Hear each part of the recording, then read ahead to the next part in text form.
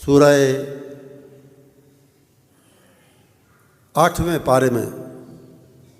سورہ اعراف کی ایک آیت کے اندر اللہ نے واضح کر دیا، صاف لفظوں میں نبی محترم صلی اللہ علیہ وسلم کو یہ اعلان کرنے اور فرمانے کے لیے حکم دے دیا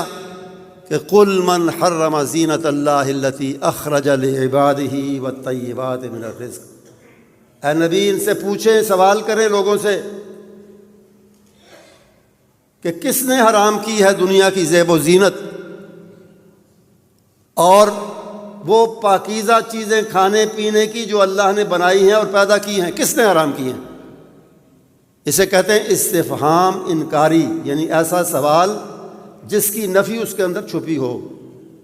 جس کی نفی اس کے اندر موجود ہو، یعنی اللہ نے یا کسی نے